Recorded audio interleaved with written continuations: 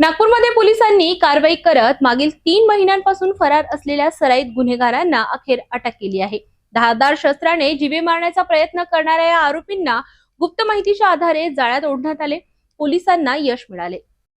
नागपूर शहरातील नंदनवन पोलीस ठाण्याच्या हद्दीत घडलेल्या गंभीर गुन्ह्यातील 3 सराईत आरोपींना पोलिसांनी अखेर अटक केली आहे। ही घटना 24 नोव्हेंबर 2025 रोजीच्या रात्री घडली होती। फिर्यादी न्यावी रामटेके हे त्यांच्या मैत्रिणीसोबत मोबाईलवर बोलत असताना आरोपी संकेत वंजारी याचा फोन आला। कॉन्फरन्स कॉलवरून सुरू झालेल्या वादात आरोपींनी फिर्यादीला अश्लील शिवीगाळ करत जीवे मारण्याची धमकी दिली। त्यानंतर आरोपी संकेत वंजारी, त्याचे साथीदार आणि वैभव तन्नेलवार घटनास्थळी आले।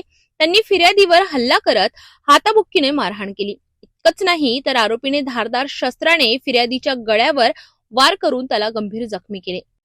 या घटनेनंतर नंदनवन पोलीस ठाण्यात भारतीय न्याय संहितेच्या 2023 अंतर्गत विविध कलमांनुसार गुन्हा दाखल करण्यात आला होता। याच आरोपींचा संबंध वाठोडा पोलीस ठाण्यातील आणखी एका गंभीर गुन्ह्याशीही असल्याचे तपासात समोर आले।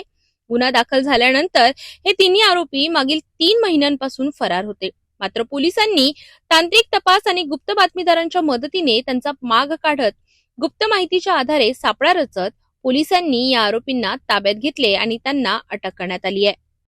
कामगिरी करत 3 महिन्यापासून गुन्ह्यामधील सराईत फरार आरोपीला ताब्यात घेण्यात यश मिळालेलं आहे। तो कामगिरी केली, मोठी कामगिरी केली। काय नेमकं माहिती काय? पोलीस ठाणे नंदनवन मध्ये 592/2025 हा कलम 191, 351, 3, 296, 35 भारतीय न्याय संहितामध्ये गुन्हा दाखल होता। सदरचा गुन्हा हा 24/11/2025 ला घडलेला होता आणि त्या गुन्हा घडल्यापासून हे जे आरोपी वैभव अशोक तन्नेलवार, संकेत गुलाबराव वंजारी, तुषार दिलीप पळसापुरे हे फरार होते। त्यांना माननीय डीसीपी झोन 4 रश्मिताराव मॅडम तसेच एसीपी शिरस्कर साहेब यांच्या मार्गदर्शनाखाली आमचे पोलीस डीबी पथक PSI राऊत आणि PSI काईक यांनी यांना ताब्यात घेतलं आहे आणि यांना न्यायालयात सादर करण्यात आलेलं आहे। तपासामध्ये निष्पन्न होईल 592/2025 चा गुन्हा आहे, कलम 191, 351, 3।